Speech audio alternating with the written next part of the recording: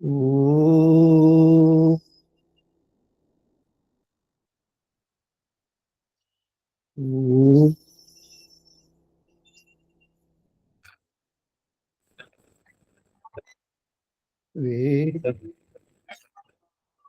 వేదమేతం పురుషం మహాంతం ఆదిత్యవర్ణం తమసా పరస్తాత్ తమేవ విదిత్వాతి మృత్యుమేతి నాన్యః పంథా విద్యతే జనాయ. ఓం శాంతి శాంతి శాంతి. బంధువులారా, మాతృశక్తి మనము ఆలోచిస్తున్నాం. మొట్టమొదలు మనుషుడు ప్రయత్నించవలసింది ఆరోగ్యం గురించి. ఆరోగ్యంగా ఉండాలి.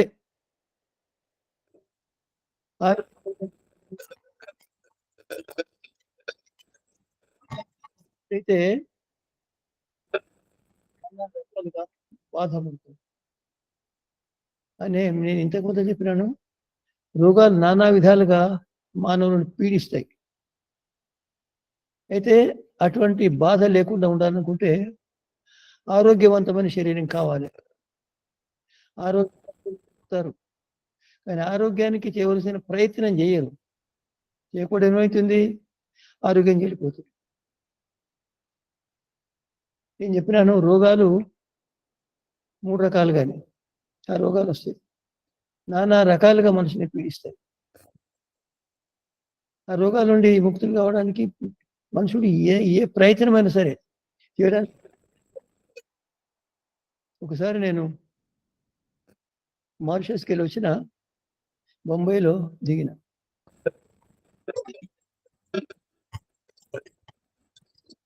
భోజనం చేసి పంటి నొప్పి ప్రారంభమైంది. నేను ఏం పంటి నొప్పిని ఎట్లా తోలింది అనుకున్నాను. నాతో కాలేదు. అది లేచి కూర్చున్నా. ఇప్పుడు ఎవరైనా 20,000 రూపాయలు ఇస్తే నొప్పి దూరం చేయగలిగితే 20,000 రూపాయలు ఇస్తుంది. అప్పుడు 20,000, ఇప్పుడు చాలా 2 లక్షలు. అయితే మనుషునికి ఆరోగ్యం చెడిపోతే అనేక రకాల పీడా బాధ జరుగుతుంది. దాని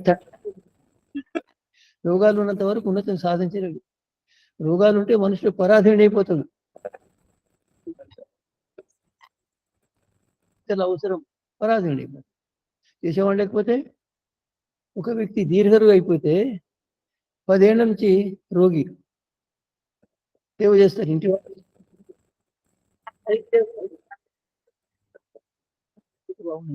యథార్థం అనడం బాగుండదు, అనరు.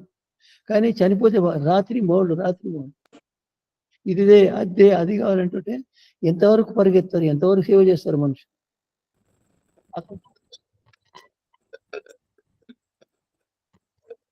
రోగాలు వచ్చిన వ్యక్తి, రోగాలు సంభవించిన వ్యక్తి, రోగి ఉన్న వ్యక్తి పరాధీనుడు అయిపోతాడు. పరాధీనుడు రోగి పుణ్యాన్ని సంపాదించడు. కాబట్టి అనేక విధాలుగా రోగాలు రాకుండా ప్రయత్నం చేయాలి. నేను ఒక ముఖ్యమంత్రి ఆహ్వానించింది రాడు. ఎందుకు వస్తాయి రోగాలు? రోగాలు రావు. రోగాలు మనము తెలియకనో అజ్ఞానములో స్వార్థం వలన పిలుచుకుంటాం, ఆహ్వానిస్తాం. నైవేద్యం పెట్టి భోజనాన్ని కింద పెట్టేస్తాం. భోజనం చేసేటప్పుడు మనకు తెలుస్తుంది, తర్వాత మనం ఏమవుతుంది. అయితే మానవుడు ఆరోగ్యంగా ఉండడానికి ప్రయత్నం చేయాలి. ఆరోగ్యంగా ఉండడంలో రోగాలు విఘ్నం చేస్తాయి. రోగాలు విఘ్నం చేస్తే వాటిని దూరం ఉంచడానికి ప్రయత్నం. రోగాలు రాకుండా ప్రయత్నం చేయాలి, దూరం కాదు. రోగాలు రాకుండా ప్రయత్నం. మనుషుడు కనుక సరి అయిన విజ్ఞానాన్ని సంపాదించి ప్రయత్నం చేస్తే రోగాలు రావు. ఉన్నాయి కూడా ఉండవు, పోతాయి. మనుషులకు తెలియదు. బిఏ చదువుతారు, ఎంఏ చదువుతారు, ఎంబీఏ చదువుతారు, అనేక ఉపాధులు, కానీ రోగాల గురించి ఎప్పుడు చదవరు.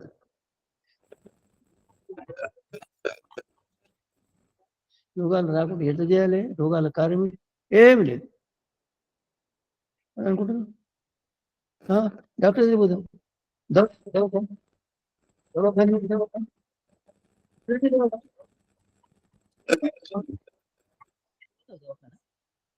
ఒక రూపాయలు బంగారం ఉందా?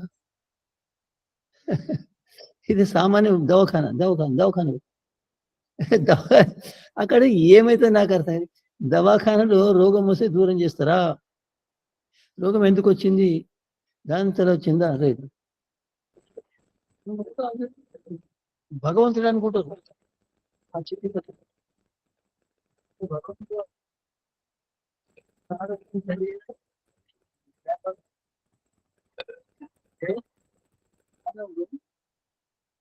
రోగాలు లేకుండా జీవించడానికి ప్రయత్నించాలి. రోగాల కారణాలు తెలుసుకోవాలి. ఆ కారణాలు దూరం చేసేస్తే రోగాలు రావు. కారణం తెలియకపోవడం వల్ల దూరం చేయలేకపోతారు, లేక ప్రయత్నపూర్వకంగా రోగాలు తెలియకుండా రప్పించుకుంటారు.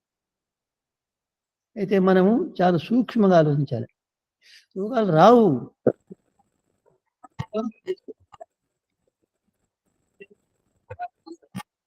మీరు డాక్టర్ దగ్గర పెడితే చెప్పలేరు. ఎవరు చెప్పలేరు? వైద్యులు కూడా భవిష్యత్తు చెప్పలేరు. ఎందుకంటే చదివి ఉంటారు, కానీ దానికి అంత ప్రాముఖ్యత లేదు. నా దృష్టిలో ఒక గంట కూడా ఆరోగ్యం చెడిపోతే నేను దాన్ని సవరిస్తాను, సహించే నేను. నా శరీరం సరిగ్గా లేకపోతే వికృతం జరిగితే గంట 2 గంటలు అంతే, 24 గంటలు ఉండదు. అంత అభ్యాసం ఉంది నాకు. నేను నా శరీరాన్ని సరిగ్గా ఉంచుకోవడానికి నిరంతరం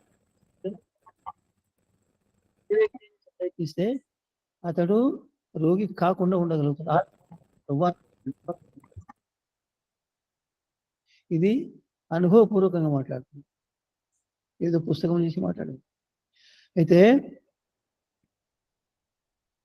వినండి, ఇప్పుడు మన శరీరం, మానవుని శరీరం, దీన్ని అనేక విధాల వేదాలలో ప్రశంసించారు.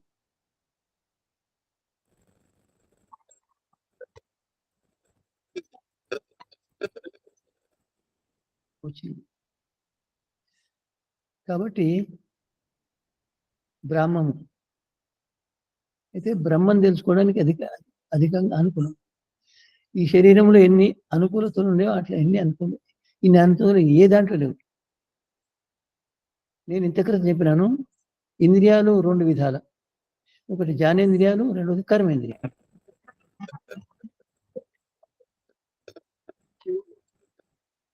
త్వచ, స్పర్శ దేంతో వస్తుంది? నేత్రాలు, రసన, నాసిక, ఈ 5 జ్ఞానేంద్రియాలు. చెవుల ద్వారా శబ్దాలు వింటాడు,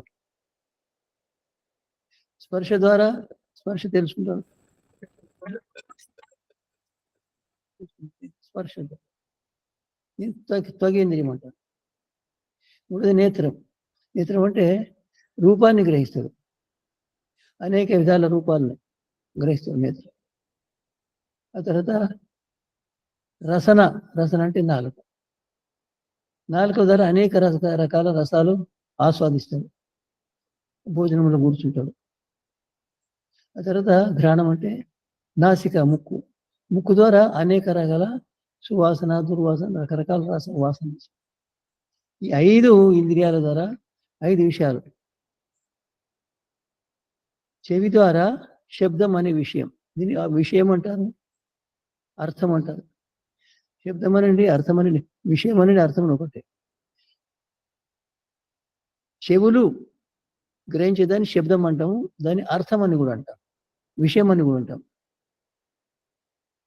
ఆ తర్వాత రెండవది స్పర్శేంద్రియానికి స్పర్శజనం, మెత్తగా ఉన్నది, గట్టిగా ఉన్నది, వేడిమి, చల్లది తీసుకుంటాం.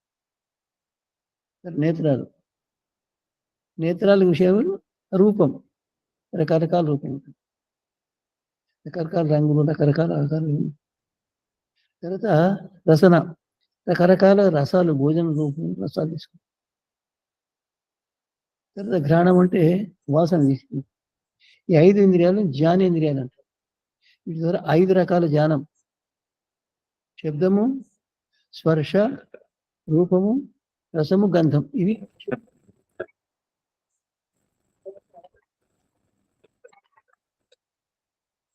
ఇప్పుడు జ్ఞానేంద్రియాల గురించి దీని తర్వాత అయితే మనస్సు ఉభయేంద్రియం. అంటే మనస్సు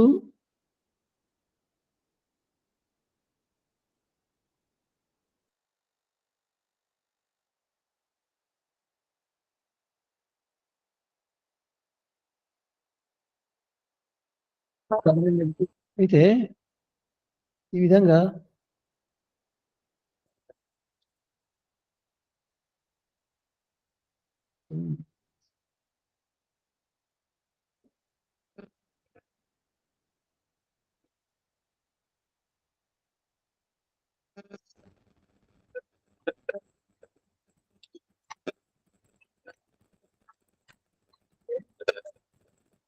ఒక్కొక్క విషయాన్ని మనం తీసుకుందాం.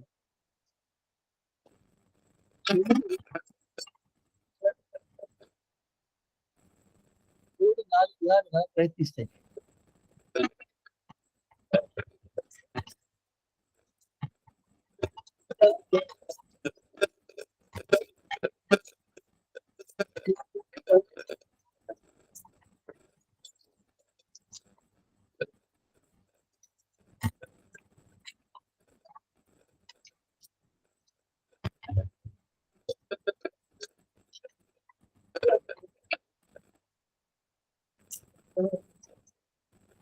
శబ్దాన్ని పట్టుకోలేవు.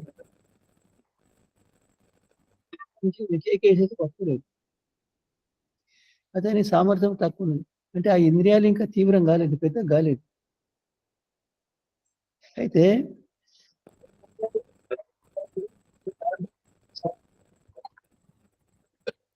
కూర్చోండి, అది విషయం. అంటే ప్రతి అయితే ఇది మనుషుడు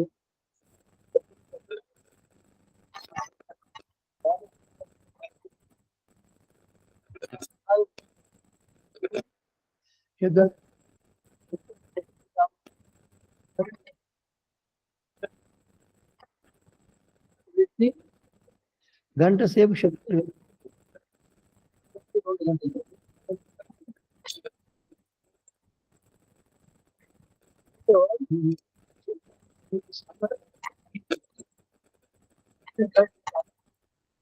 ఉదాహరణకు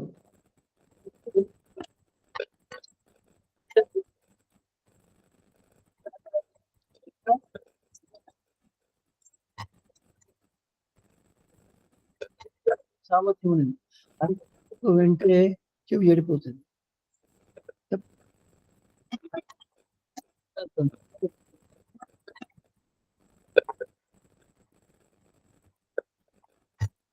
అయితే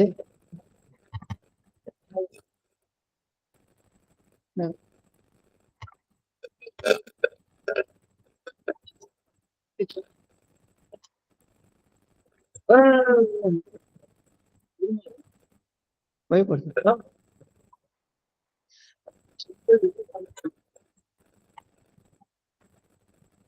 అటువంటి శబ్దాలు అబ్బాయి వివాహం. అయితే అమ్మాయి స్వాగతం జరుగుతుంది. డమాడం ఉంటుంది. సత్సంగం జరుగుతుంది.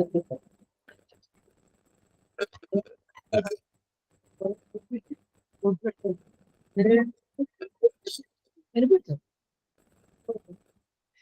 చెవిలో వెళ్ళిపోతుంది. ఇది రోగానికి కారణం. రోగానికి కారణం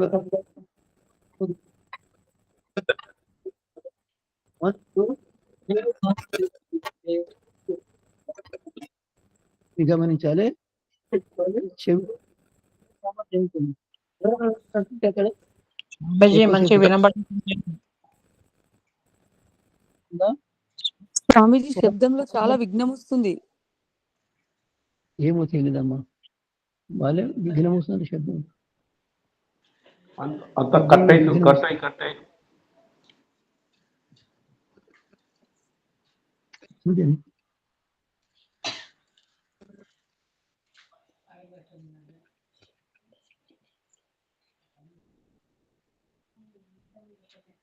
ఇప్పుడు బాగున్నదమ్మా? ఇప్పుడు బాగుంది స్వామీజీ. బాగుంది. అయితే శబ్దమును వినే సామర్థ్యం చెవిలో ఎంతున్నదో దాన్ని మనం గమనించాలి, పసిగట్టాలి. ఎంత సామర్థ్యం అంతవరకే వినాలి, అంతకంటే వినకూడదు. అంతకంటే వినేమంటే అతియోగం. శబ్దానికి చెవికి సంబంధాన్ని యోగం అంటాం. అతియోగం అంటే ఎక్కువసేపు వినడం అతియోగం, రోగాలు వస్తాయి. చెవిలో వినే సామర్థ్యం అంతే వినాలి, అంతకంటే తక్కువ వినాలి, ఎక్కువ వింటే దాన్ని అతియోగం అంటాం. దానివల్ల చెవులు చెడిపోతుంది. చెవులు చెడిపోతే ఏమవుతుంది? చెవులు పని చేయి అంతే. చెవులు ఎప్పుడు ఏముంటుంది? విద్య సమాప్తం. ఎవరు చెప్తారు వింటే?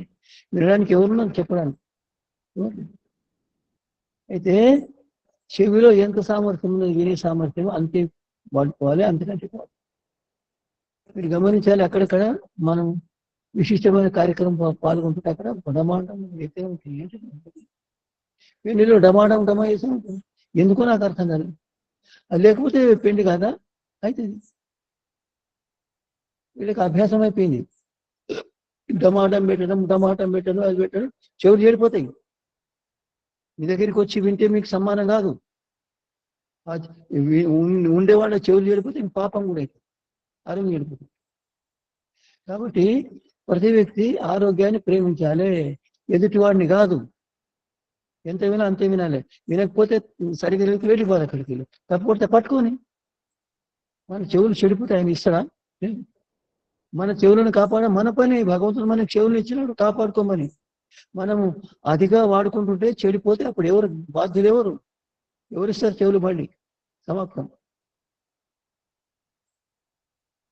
కాబట్టి భయంకరమైన శబ్దాలు, భయాన్ని కలిగించే శబ్దాలు, అపమానాన్ని కలిగించే శబ్దాలు, రకరకాల శబ్దాలు ఉంటాయి. అంటే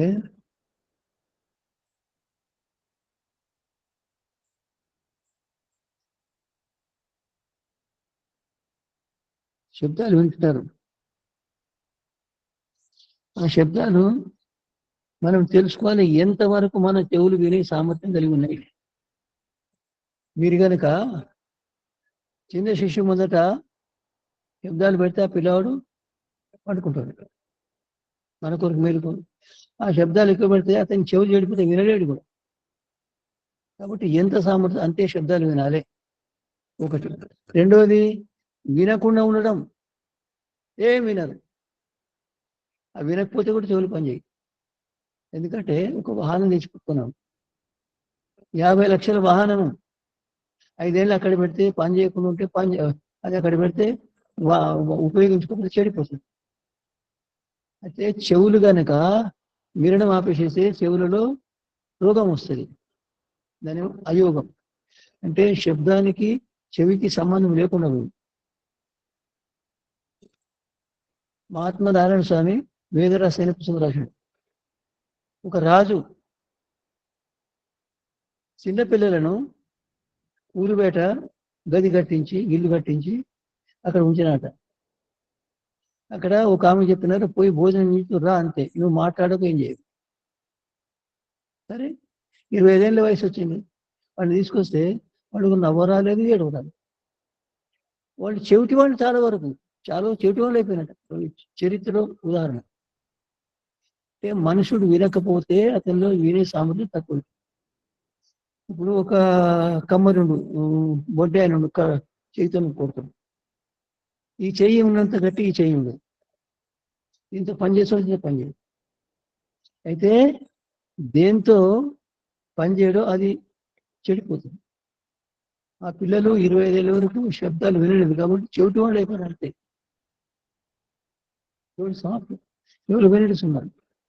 ఒకటి సామర్థ్యానికి కంటికి వినడం, రెండోది వినకపోవడం, వినకపోతే కూడా సమానం. వినాలి, వింటున్నాను, ఎంత పరిమితం అందుకంటే వినదు.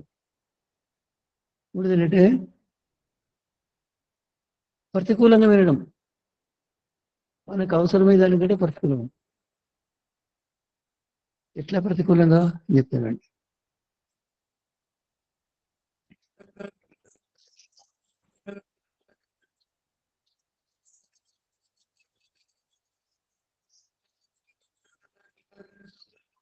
గట్టి శబ్దాలు వినడం, కఠోర శబ్దాలు. ఎవరు మాట్లాడితే కఠోరం, చాలా కఠోరం మాట్లాడు. నువ్వు తెచ్చిపోలేదు, నేను రకరకాల అది వింటే చెడిపోతుంది. రెండోది మన ప్రియమైన బంధువులు చనిపోయారు, బాధ అవుతుంది. విన్నాం మనం, బాధ. మనకు అపమానం జరుగుతుంది, బాధ.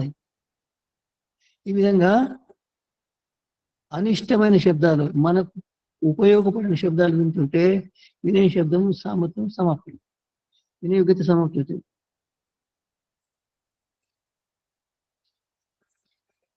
మనల్ని అపమానం చేస్తున్నారు, మనకు విరుద్ధంగా చుగులి చేస్తున్నారు. ఇక తన డమాడం ఒక్కొక్కసారి ఎట్లుంటుంటే చెవులు జడిపోతాడు శబ్దాలు వస్తాయి. ఇవన్నీ ప్రతికూలమైన పద్ధతిలో వినడము, ప్రతికూలంగా వినడము. ఒకటేమో సామర్థ్యం కంటే ఎక్కువ వినడము, రెండోది వినకపోవడము, లేదా ప్రతికూలమైన పద్ధతిలో వినడం. మనము సమ్మానం ఇష్టపడతాం, అపమానం శబ్దాలు చేస్తాం. ఈయనకి ఏమొస్తుంది, ఈయనకి బుద్ధి లేదు, దగ్గర అపమానం చేస్తారు. చదువురాదు మనరాదు ఏమి, ఈయన సమానం కొరకు ప్రయత్నిస్తాం. అనేక రకాలుగా మనకు ఇష్టం లేని శబ్దాన్ని మాట్లాడితే అవి మనకు బాధిస్తాయి. అకస్మాత్తుగా బంధువు చేయని పెట్టుకు చూపిస్తాం అని ఇల్లు కూలిపోయినట్టుగా రకరకాల దొంగతనం, అనేక రకాల శబ్దాలు. మనకు ప్రతికూలంగా ఉండే శబ్దాలు మొత్తం చేయలేదు. ఒక విద్యార్థి ఉండే, ఈ మూడు మాట్లాడిన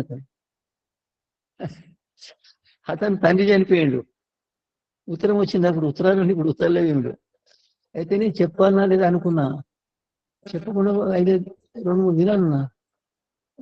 ఎట్లా అయితే ఏమైంది, ఏం కదండి చెప్తే బస్ ఒక్కసారి ముడుకున్న వదిలిపెట్టి వెళ్ళిపోయాడు. పశు చికిత్స అయింది. ఇప్పటికి అంటే అతనికి అపమానం కలిగే శబ్దాలు ఉంటే అతని ఆరోగ్యం చెడిపోతుంది. అనుకూలమైన శబ్దాలు వినాలి, ప్రతికూలమైన శబ్దాలు వినకూడదు. అట్లా వస్తాయి, అప్పుడు మనం ఏం చేయాలి. అకస్మాత్తుగా కొడుకు చేయబట్టి వచ్చింది, ఒకటే కొడుకు చనిపోయాడు. ఆ వినగానే వజ్రపాతమైంది. కొందరితే అటువంటి శబ్దం వినగానే పడిపోతుంది, చనిపోతుంది. అయితే ప్రతికూలమైన శబ్దాలు వినకూడదు, అనుకూలమైన శబ్దాలు కూడా పరిమితంగా వినాలి. చెవిలో వినే సామర్థ్యం ఉన్నంత వరకు వినాలి, ఎక్కువ వినకూడదు, వినకుండా ఉండకూడదు. ప్రతికూలమైన శబ్దాలు వినకూడదు, దీనికి రోగాలు వస్తాయి. రోగాల కారణం 3 విధాల సంబంధం చెవికి శబ్దాలతో. ఎక్కువ వినడము, వినకపోవడము, ప్రతికూలంగా.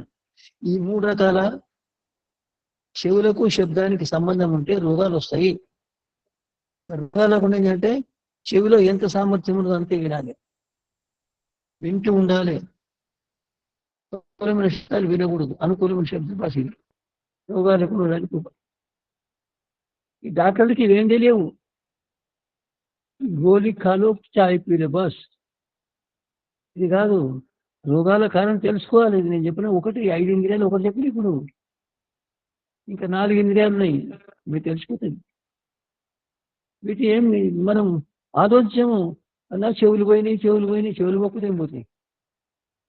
చెవులు మనం పాడు చేసుకుంటాము, తల్లిదండ్రులు పాడు చేయిస్తారు. ఎవరు బాధ్యులు? చెవులు చెడిపోతే ఎవరు సున్నా. ఎంత చెప్పినా అతను వినడానికి శక్తి లేదు, వినలేదు. ఎంత ఉపన్యాసమైన ఎంత వాటాలి, వినలేదు. చెవిటి అయిపోతుంది. రెండోది స్పర్శ అంటే ముట్టుకుంటే వేడిగనా, చల్లగనా, గట్టిగనా, మెత్తగనా తెలిసిపోతుంది. ఈ చర్మంలో స్పర్శ ఇంద్రియం ఉంది, దాన్ని ఎంతవరకు స్పర్శ అంతవరకు. ఊరికే స్పర్శ ఇష్టం ఉండకూడదు. సామర్థ్యం చెడిపోతుంది, ఎక్కువైతే చెడు. రకరకాల నగలు, రకరకాల వస్త్రాలు, రకరకాల వెళ్ళి స్పర్శతో సంబంధించి. అయితే స్పర్శ సామర్థ్యం ఉంటుంది. ఆ సామర్థ్యం కంటే స్పర్శ చేయకూడదు. ఇతర పాటుకు వేడి వస్తుంది. అయితే స్పర్శ చేస్తూ ఉండాలి, స్పర్శిస్తూ ఉండాలి వస్తువులు గట్టిగా, మెత్తగా, చల్లగా. స్పర్శించకుండా ఉండకూడదు. స్పర్శ ముట్టకూడదు బస్. ఆ స్పర్శ ఇంద్రియం పనిచేయదు. నాకు తెలిసిలేదు చల్లగా ఉన్నదా మెత్తగా ఉన్నదా పరిశ్రమ. ఈ మూడోది స్పర్శను ప్రతికూలంగా చేస్తాం. ఎక్కడ స్పర్శించాలో అక్కడ స్పర్శించాం, స్పర్శించకుండా సరే స్పర్శిస్తాం. ప్రతికూలమైన పద్ధతిలో స్పర్శిస్తాడు వస్తుంది. అది చర్మాన్ని చెడిపేసే రోగాలు వస్తాయి. మూడోది నేత్రాలు. మనకి ఎక్కువ అర్థం. నేత్రాలు అంటే కళ్ళు. కళ్ళలో చూసే సామర్థ్యం ఒకటి ఉంటుంది. ఉదాహరణ చెప్తాను. ఇప్పుడు జన్మించిన పిల్లవాడు ఇంత దూరం చూడలేడు. ఒక 15 నెలల తర్వాత గజం దూరం చూడలేడు. నెల తర్వాత 1 కిలోమీటర్ చూడలేడు. చూసే సామర్థ్యం ఉంటుంది. ఆ సామర్థ్యాన్ని అర్థం చేసుకోవాలి. చూసే సామర్థ్యం ఎంతో అంతవరకు చూడాలి. నిరంతరం ఒకరు ఏమైనట్టు ఒక విద్యార్థిగా వచ్చి ఇప్పుడు ఆయన మనసు చంచలత్వం ఉండి ఏమైనా ఆయన సినిమా తర్వాత సినిమా చూస్తూనే ఉంటుంది. అది కూడా తృప్తి కాదు. చూడండి, కళ్ళు చూస్తాయి, దాని సామర్థ్యంతో అంతవరకు కూడా ఏదో చూస్తూనే ఉంటే. కాబట్టి నేత్రాలు కనుక లేకపోతే ప్రపంచం సమాప్తము. కాబట్టి నేత్రాల యొక్క విలువ తెలుసుకొని నేత్రాలను చూసే సామర్థ్యం ఉంటుందో అంతే చూడాలి. అంతకంటే ఎక్కువ చూస్తే నేత్రాల్లో వికృతి వస్తుంది, రోగాలు వస్తాయి, సమాధానం చెప్పలేము. నేత్రాలు పోయినట్టు సమాప్తం. గుడ్డివానికి ఏముంటుంది? ఏం లేదు, ఏం కనిపించదు, అసలు పరాధీనుడు. అయితే మనం నేత్రాలతో సామర్థ్యం ఉన్నంత వరకే చూడాలి, అంతకంటే చూడాలి.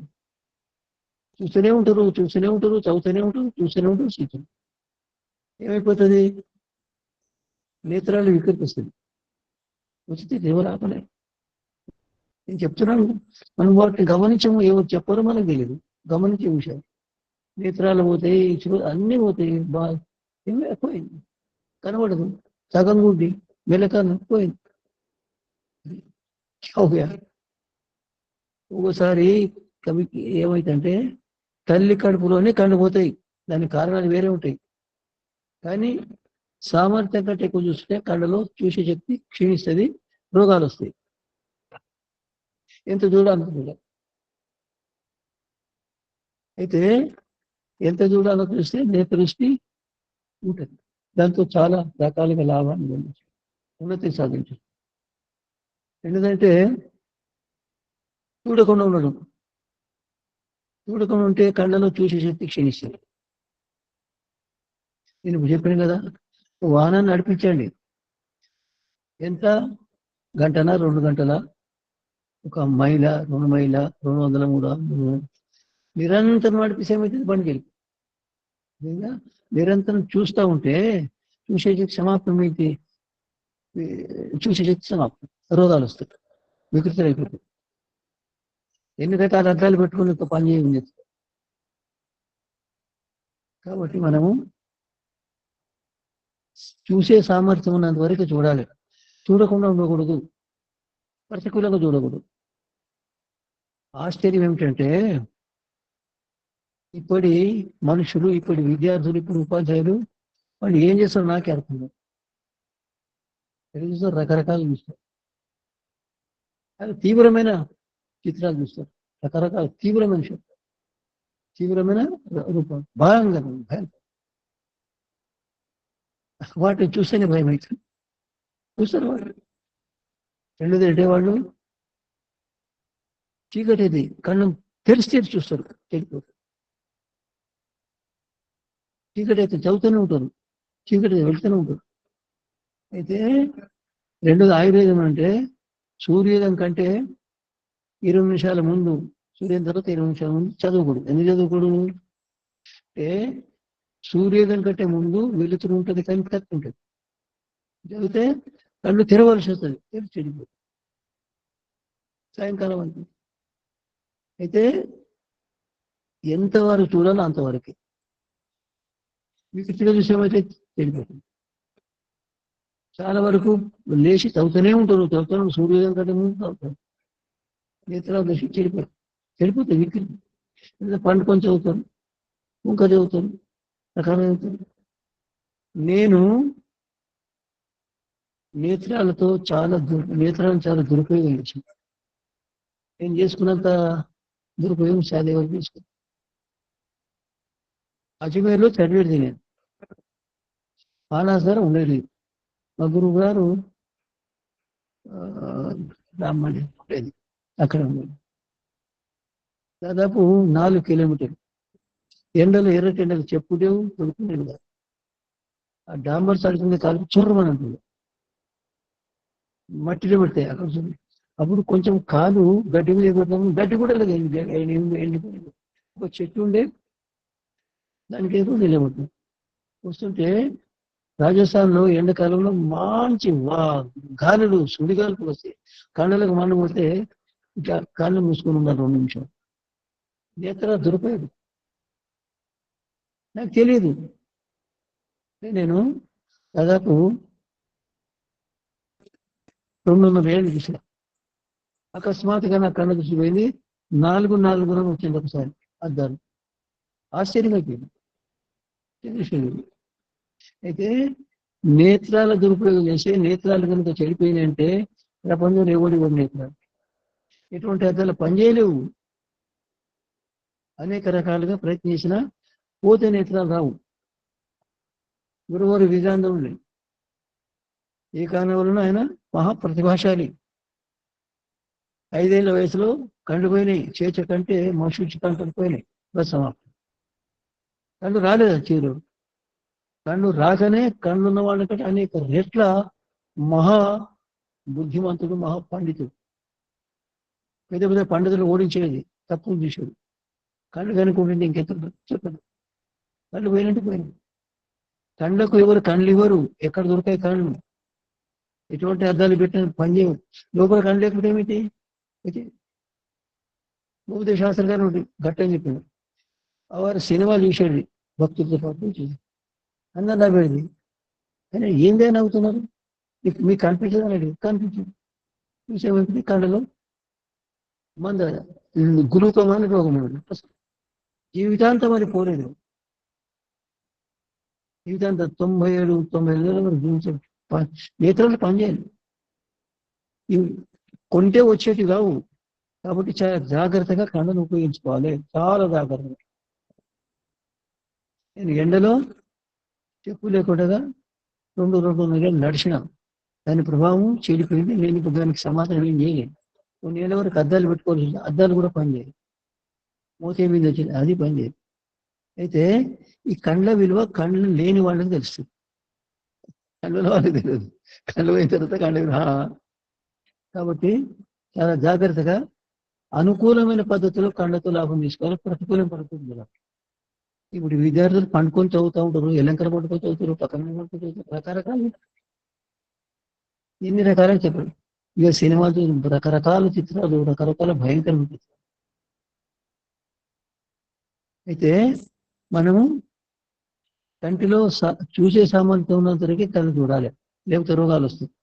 చూడకుండా ఉంటే రోగాలు వస్తాయి, వికృతి వస్తుంది. ప్రతికూలంగా చూస్తే అప్పుడు కూడా వికృతి వస్తుంది. 3 విధాల నేత్రాలు వికృతి వస్తుంది. ఆ వికృతి ఏం చెప్పలేము, అనేక రకాలు కళ్ళు మొత్తం పోతుంది. అయితే నేత్రాలను చాలా జాగ్రత్తగా కడుక్కోవాల్సుకొని ఉంటే సరి అయిన పద్ధతిలో చూస్తూ ఉండాలి. దానికి సమయోగం అంటే ఎంతసేపు చూడాలో అంతసేపు చూడాలి, చూస్తూ ఉండాలి. చూడకుండా ఉండకూడదు, కళ్ళు మూసుకొని ఉండకూడదు. ప్రతికూలం పద్ధతి చూడు, అనుకూలం పద్ధతి. ఈ విధంగా సామర్థ్యాన్ని బట్టి తన సామర్థ్యంతో అంతే చూడడము రూపాలను, చూడకుండా చూస్తూ ఉండడము, రెండోది ప్రతికూలం పద్ధతులకు అనుకూలం పద్ధతి చూడడం, ఇది నాలుగో విధాల సమర్థం. అయితే దీనివల్ల నేత్రాల దృష్టి సరిగా ఉంటుంది. 100 కాదు, 200, 300 ఏమో చూసి శక్తి, 400 ఏంటి. మనం ఇవన్నీ వినలేదు, అని మన అంత ఊహ కాదు, యథార్థం. మనుషుడు ఇంద్రియాలను చాలా జాగ్రత్తగా కాపాడుకోవాలి. జీవితాంతం పనిచేస్తాయి.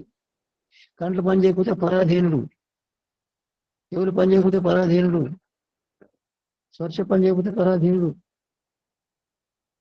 ఈ విధంగా 3 ఇంద్రియాల గురించి చెప్పిన నేను. నాలుగోది రసము, రసన, నాలుక. ఇది మహా విచిత్రమైన ఇంద్రియం, రసనేంద్రియం. నాలుక పైన ఉంటుంది, అందరూ ఉంటుంది, లోపల ఉంటుంది, బయట కనిపించదు. అది అనేక రసాలను గ్రహిస్తుంది. ఉలుప, ఉప్ప, తీప, చేద, ఉగర, రకరకాల. అయితే ఆ విధంగా నాలుక ద్వారా మనము అనేక విధాలుగా లాభం పొందుతాం. ఆ నాలుక లేకపోతే ఆరోగ్యానికి అనుకూలంగా మనం చేయలేము. ఇది ఏదే అనుకూలం, ఏది ఏం చేస్తుంది? నాలుక పని చేయకపోతే ఏం చేయలేము.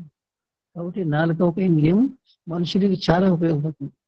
ఆరోగ్యానికి ఆధారం ఇది. అయితే నాలుక రసన ఇంద్రియం పదార్థంలో రసాన్ని గ్రహిస్తుంది. రసము 6 రసాలు ఇంతవరకు చెప్పినాను కూడా. మధురము, తీపి, పులుపు, ఉప్పు, కారము, చేదు, వగరు. ఇవన్నీ ఒక్కొక్క దాంట్లో ఒకటి ఉంటుంది, ఒక దాంట్లో 2, 3 గుణాలు. అయితే ఈ రసాలు ఉంటాయి కదా, వీటిని గ్రహించేది రసన ఇంద్రియం. అయితే ఎంత సామర్థ్యం అంటే మనం రసాలు సామర్థ్యంలో చేయకూడదు. రకరకాలు అంటే తింటూనే ఉంటారు రసాలు, మళ్ళీ తింటారు. అయితే రసాలను గ్రహించే సామర్థ్యం నాలుకలో ఉంటుంది అంతవరకు. కొందరైతే నోట్లో ఏం వేసుకుంటాను, నవ్వుతూనే ఉంటాను, ఆ పోక దగ్గర నవ్వుతాను.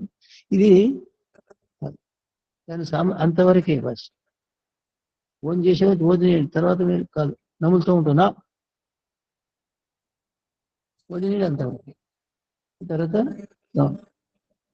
అతిగా ఏమవుతుంది, రసాన్ని చూసే సామర్థ్యం ఎంత అంతకంటే చూస్తే రసన యంత్రం వికృతి వస్తుంది, కనిపించదు. ఒకసారి ఏమైందంటే పట్టుమని ఛాయ్ తాగుతుంది, వేడి ఛాయ్ కాలిపోతుంది, 2-3 దినాలు తెలియదు. సామర్థ్యం ఎంతో అంతే రసాన్ని గ్రహించాలి, అంతకంటే పోవాలి. రెండోది రసాన్ని గ్రహించక ఎవరుండరు, రసాన్ని గ్రహిస్తున్నట్టు రసాలు అనేక రకాల. రసాన్ని బట్టి మనసులో నాలుకలో ఏమంటారు ఉమ్మి వస్తుంది. నిమ్మకాయ చూడగానే నీళ్లు ఊరుతాయి, రసాన్ని చూడగానే నీళ్ళు వస్తాయి. ఆ విధంగా ఎంతసేపు అంతవరకే, అందుకాక పక్కన పెట్టేసి తీసుకోకూడదు. రెండోది రసాలు తీసుకోకుండా అందరూ తీసుకుంటారు. మూడోది ఏంటంటే ప్రతికూలమైన విధంగా తీసుకోకూడదు. మన శరీరానికి ఏ విధంగా ప్రతికూలమో అది తీసుకోకూడదు. దీని గురించి నేను చెప్పాలనుకుంటే ఏం చెప్పలేను కూడా. ఇవాళ మొత్తం దేశంలో కొంతమంది వదిలిపెట్టింది రుచి కొరకే భోజనం చేస్తున్నారు. ఆకలి ఉన్నదాన్ని ఏం తెలియదు. రకరకాల బిర్యానీ అంటే బిర్యానీ ఏం బిర్యానీ నాకు అరే ఆవు ఏం బిర్యానీ తింటుంది, ఆ బిర్యానీ తింటుందా? ఏం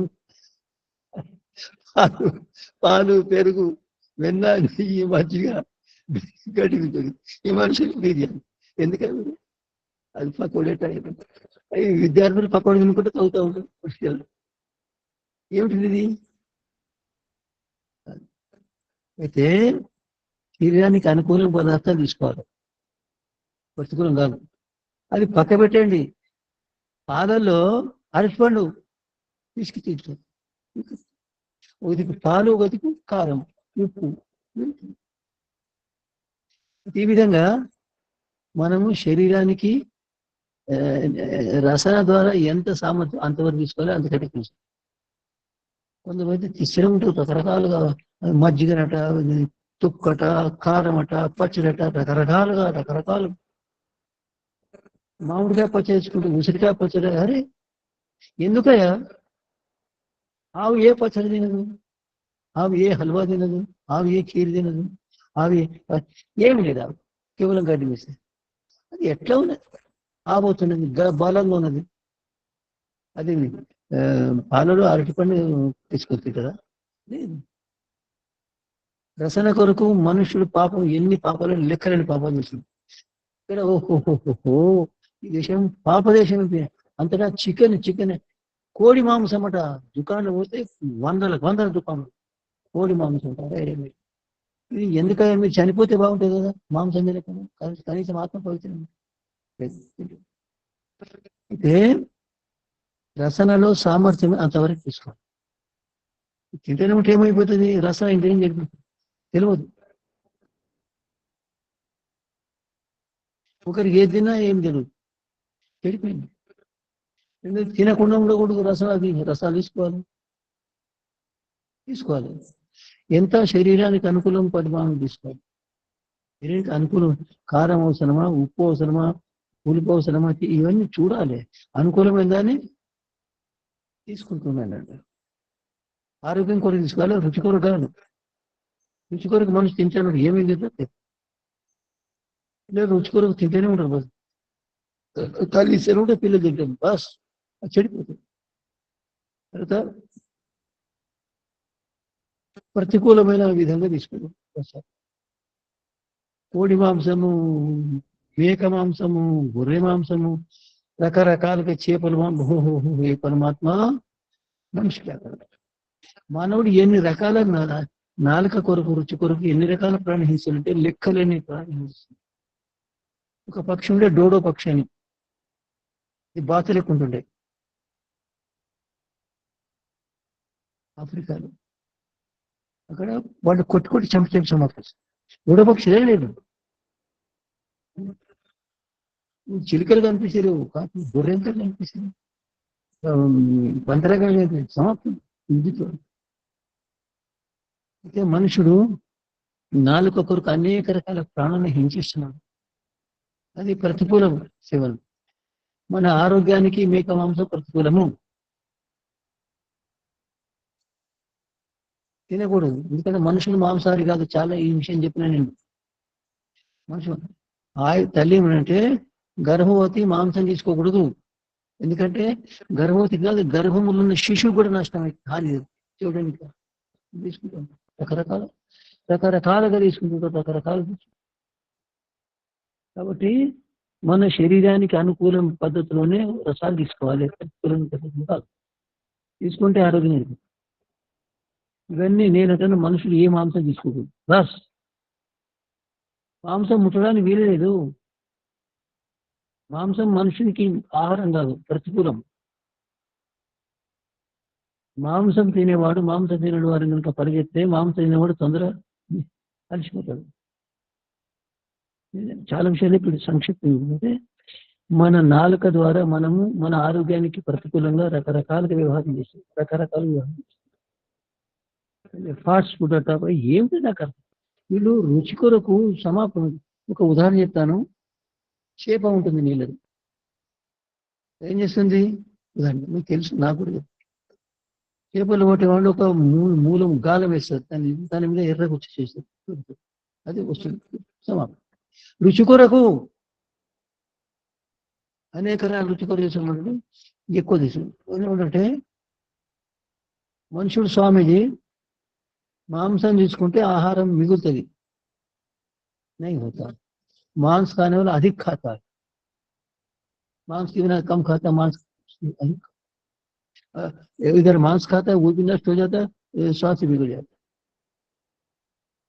మనుషులు అన్ని రకాల అబద్ధాలు నేర్చుకుని రకరకాలుగా మాట్లాడి ఆరోగ్యాన్ని జరుపుతుంది. కాబట్టి మన శరీరానికి ఎటువంటి ఆహారం అవసరం అటువంటి తీసుకోవాలి. ప్రతికూలమైన ఆహారం ముట్టకూడదు ఏ విధంగా సరే.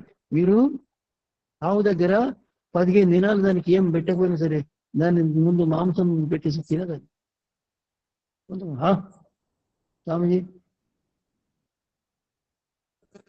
కోడిగుడ్డు బలమట, అది మాంసం కాదు స్వామిజీ. అరే మాంసంగా పోతుంది, మాంసమా కాదా చూడు నువ్వు, ఒక 50 కోడిగుడ్లు పగలగొట్టి తట్టలు పెట్టి లేక ముందు తీసుకు ఆవు లేవు ముట్టదు, అది వాసన చెప్పకు శాతం ఉంటుంది. ఏం శాతం లేదు? అన్ని డొంక తెలుగు మాటలు చేసుకొని ఆరోగ్యానికి విరుద్ధంగా రసగ్రహాలు రసన తీసుకుని రుచి కొరకు వాళ్ళు ఆరోగ్యంగా ఉండలేరు. సమాప్తం. ఆరోగ్యాన్ని ప్రేమించండి, రుచిని కాదు.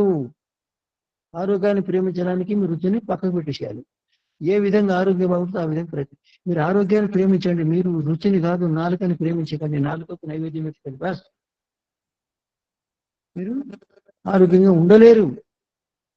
కాబట్టి మీరు పూర్తిగా మీరు చూడండి, ఆవు ఏం తింటుంది? ఊరిగడ్డి తింటుంది. అది మనకు మనం తినలేము దాన్ని, అది తింటుంది, హాయిగా ఉంటుంది. ఆశ్చర్యం. మరి ఆవు ఊరిగడ్డి మేసి అమృతమైనటువంటి పాలు ఇస్తుంది, పెరిగిస్తుంది, వెన్న ఇస్తుంది, నెయ్యి ఇస్తుంది, మజ్జిగ ఇస్తుంది. ఎందుకు గమనించలే మీరు? అది ఆరోగ్యానికి విరుద్ధంగా ఎప్పుడు తీసుకోకూడదు. మేక అంతే, సింహం అంతే. సింహం ముందు కనుక మీరు మంచి అరటి పండ్ల ఉంటుంది, అది దాని శరీరానికి మాంసం అవుతుంది. అయితే మాంసం పడితే మాంసం తింటే పెరుగుతుంది మాంసం. లేవు కుక్క అయితే మాంసం తింటే మాంసం పెరుగుతుంది. ఆబోతుంది మరి తిరుగుతుంది. ఎట్లా తెలియదు మాంసం? ఏనుగా మాంసం తినదే. అన్ని పనికిరాని మాటలు, అన్ని చిలిపి మాటలు నేర్చుకుని వాడు మోసపోతాడు, మోసం చేసినట్టు.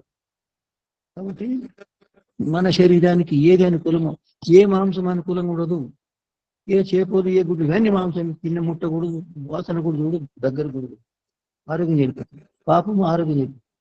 కాబట్టి శుద్ధమైన శాకాహారం తీసుకోవాలి. అది కూడా అనుకూలంగా, ఏదో రుచికరంగా ఉంటుంది అది కాదు.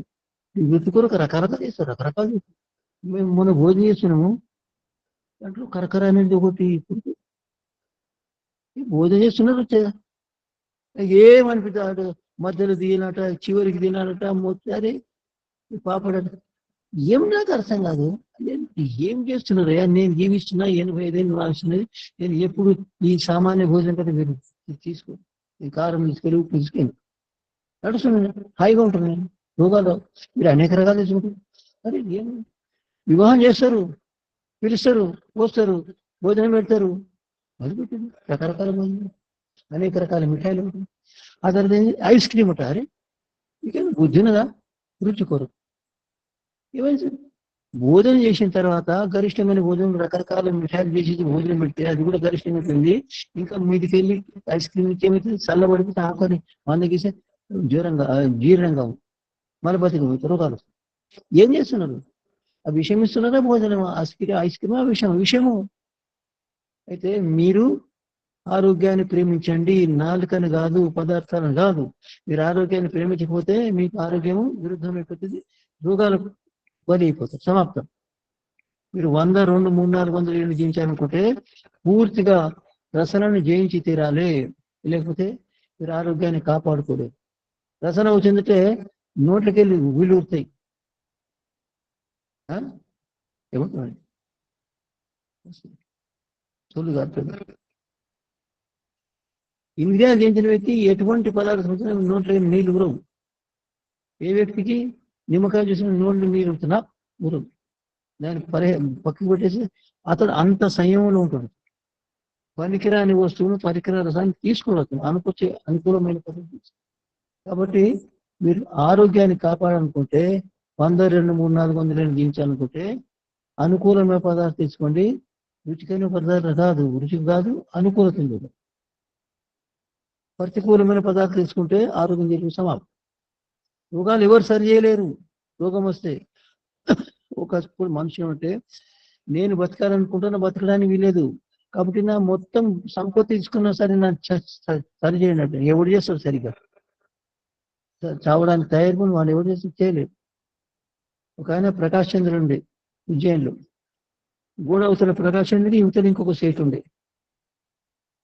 స్వామీజీ నేను రాత్రి మధ్యలో 2 గంటలు వేసి గోడ పట్టుకుని ప్రాణం చేసింది, రోగం పోయింది. ఆ సేటు అదే శక్తి. ఆరోగ్యాన్ని కాపాడుకోవడానికి చాలా జాగ్రత్తగా. కాబట్టి మీరు రుచి కొరకు రకరకాల భోజన పదార్థాలు లేకండి, ఒకే రకం అలాగా ఆరోగ్యాన్ని కంట్రోల్ పది కూడా పక్కన పెట్టేసి, లేకపోతే ఆరోగ్యం సరిగా ఉండలేదు. మన ఆరోగ్యం చెడిపోతే రోగాలు వస్తాయి, ఎవరు ఆపలేరు. బంధువులారా, నేను కొన్ని విషయాలు చెప్పినాను. మీకు ఏమైనా సందేహాలు ఉంటే ఇది మీకు ప్రతిదినం చూడవలసిన, తెలుసుకోవాల్సిన, అనుసరించవలసిన విషయం. మీరు వీటిని అనుసరిస్తే మీకు ఇంద్రియాల్లో దోషాలు రావు, రోగాలు రావు. ఎవరు రోగాలు తేలేదు. మనవంతలో మన రోగాలు వచ్చాయి. పండుగ అవనికి రోగాలు మనకి తెచ్చి ఇవ్వడానికి, రోగాలు ఎవరికి ఇవ్వడం, మనతో రోగాలు వస్తుంది. అయితే రోగాలు ఏ విధంగా వస్తాయి? నేను 4 ఇంద్రియాల విషయాలు చెప్పి బోధించినాను. చెవులు చెడిపోకుండా ఉండడానికి, స్పర్శజానం సరిగా ఉండడానికి, రూపాలు నేత్ర దృష్టి సరిగా ఉండడానికి, తర్వాత రసన సరిగా ఉండడానికి నేను చెప్పాను. ఇంకా ఉన్నది తర్వాత చెప్తే క్రమంలో. అయితే మీరు వీటిని ఆలోచించి మీరు జీవితంలో ఇంద్రియాలను జయించడానికి ప్రయత్నించారు, లేక ఇంద్రియాలకు దాసరైపోతున్నారు, ఆరోగ్యాన్ని వెళ్ళిపోతుంది. పరిశీలి సందేహాలు ఉంటే అడగండి. ఓం ఓం. ధన్యవాదాలు స్వామీజీ. చాలా చాలా చక్కగా వివరించిండ్రు. మనము మన నిత్య జీవితంలో రోజు వాడే అవయవాలే కానీ వాటి దురుపయోగం వల్ల ఎంత నష్టం జరుగుతుంది అనేది చాలా చక్కగా వివరించారు స్వామీజీ. ధన్యవాదాలు మీకు. ఎవరైనా సందేహం ఉంటే అడగండి.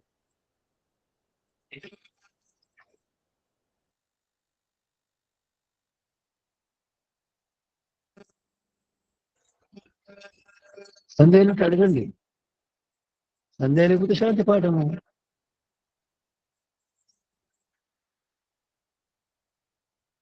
వీరదమ్మ గారు స్వామీజీ చెప్పండి స్వామీజీ. అడగండి. ఎవరైనా సందేహం ఎవరైనా సందేహాలు ఉంటే అడగండి. అంటే స్వామీజీ విషయము చాలా సరళంగా ఉంది. నిత్య జీవితంలో మనము అంటే సామాన్యంగా వాడే విషయము చక్కగా వివరించారు కదా స్వామీజీ. అందుకని సందేహాలు లేకపోవచ్చు బహుశా. చలో, చాలా బహుత్ అచ్చా. సందేహాలు లేకపోతే మంచిది. ఆరోగ్యాన్ని కాపాడుకోగలుగుతా అనుసరిస్తే. సందేహాలు కనుక ఎవరికి లేకపోతే శాంతి పాఠం చెప్పండి. శాంతి పాఠంతో ముగించుకుందాం స్వామిజీ. ठीक है। ఓం ద్యౌ శాంతిరంతరిక్షం శాంతి, పృథివీ శాంతిరాపః శాంతి, ఓషధయ శాంతి, వనస్పతయ శాంతిర్విశ్వే దేవా శాంతి, బ్రహ్మ శాంతి సర్వం శాంతి, శాంతిరేవ శాంతి సామా శాంతిరేది. ఓం శాంతి శాంతి శాంతి. అందరికీ నమస్తే. తన్మే మనః శివ సంకల్పమస్తు. శుభం శుభం శుభం. ఓం నమః.